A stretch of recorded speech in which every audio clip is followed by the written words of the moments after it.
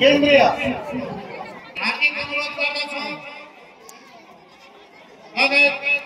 हुनको लागि हार्दिक अनुरोध गर्दछौँ। लगायत सुरक्षाकर्मी साथीहरू, पत्रकार मित्रहरू तथा जेएनजी कोअर्डिनेटर श्री सागर यादवजीलाई पनि आसन ग्रहण गरिदिनु हुनको लागि हार्दिक अनुरोध गर्दछौँ। अतिथिकै रूपमा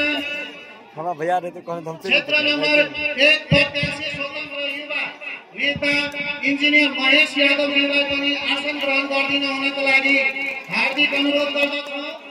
अतिथिकै रूपमा जेएनजी नगर सल्लाहकार विशेषमा आसन ग्रहण गरिदिनु हुनको लागि हार्दिक अनुरोध गर्दछौँ। यसै गरी अतिथिकै रूपमा सबैलाई नगरपालिकाबाट पाल्नु भएको जेएनजेड नगर संयोजक राष्ट्रिय गानको लागि सबैजना तयार भइदिनु होला।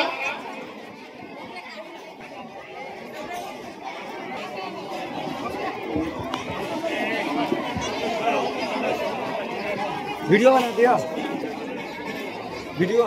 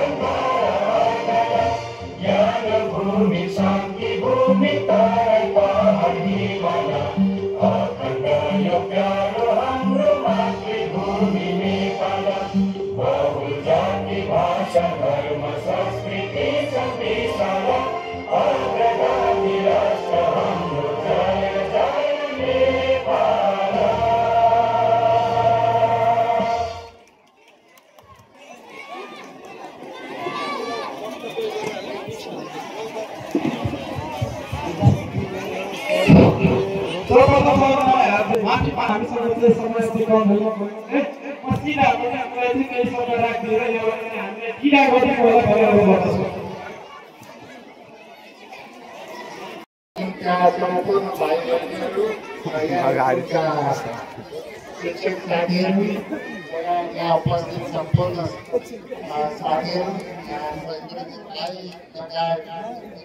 साथीहरू सबैलाई म हार्दिक धन्यवाद दिन चाहन्छु। आज यस स्कुलमा यहाँहरूले स्वागत गरेर 2 शब्द राख्ने मौका दिनुभयो। म तपाईँहरूसँग धेरै समय बस्ने मेरो इच्छा थियो। मेरो फ्लाइट अहिले 1:40 भएको हुनाले मसँग टाइम नभएको हुनाले म हिँड्नु पर्ने भएको छ। यो समय मैले यो कमला फुलको निरीक्षणको सिलसिलामा यस स्कुलमा आएको छु। म एक-दुईवटा शब्द मात्रै राख्न चाहन्छु। तपाईँहरू भाइ बहिनीहरू यदि पनि स्कुलमा पढिरहनु भएको छ, यो शिक्षाको उज्यालो सबभन्दा महत्त्वपूर्ण हुन्छ।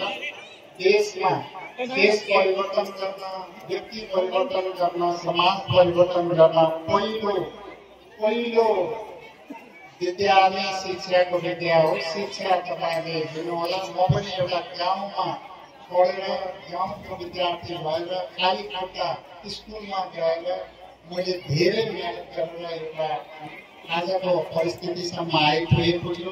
तपाईँहरूले आफ्नो शिक्षालाई आफ्नो मनभित्रको उज्यालो, आफ्नो उज्यालो भनेको शिक्षाको उज्यालोलाई सबभन्दा महत्त्व दिनुहोला।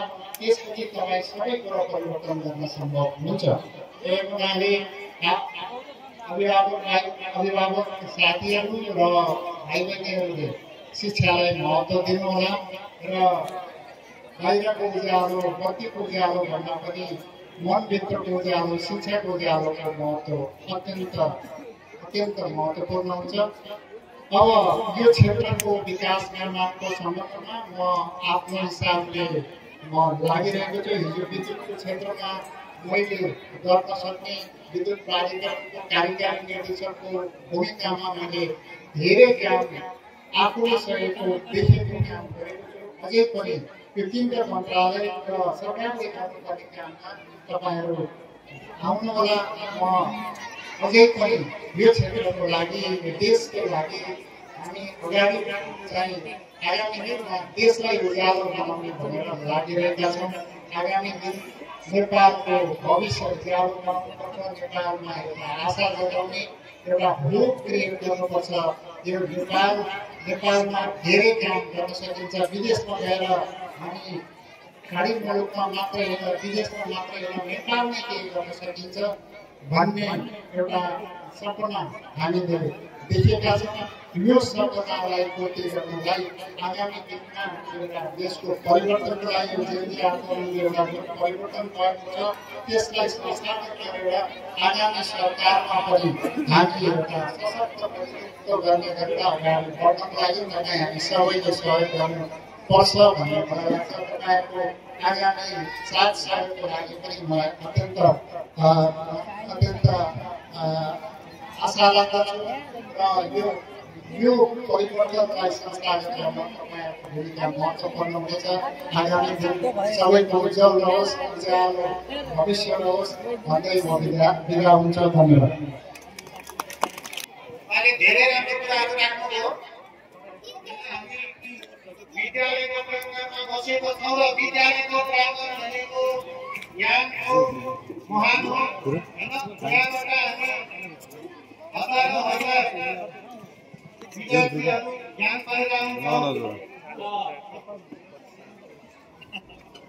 मायाको सिडुको रूपमा यसै विद्यालयका श्री राजकुमार विश्वकर्मा सरज्यू लगायत संयोजक सरोज कुमार यादवले मिलेर मायाको चिनो माननीय मन्त्रीज्यूलाई तारदुरुस्त प्रदान गरिरहनको लागि हार्दिक अनुरोध गर्दछौँ।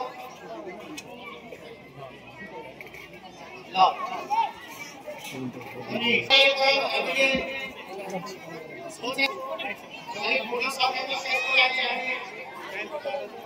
समयको पाबन्दीको कारणले कार्यक्रम एकदमै छोटो भयो। उपस्थित सम्पूर्णमा हामी क्षमा प्रार्थी छौँ।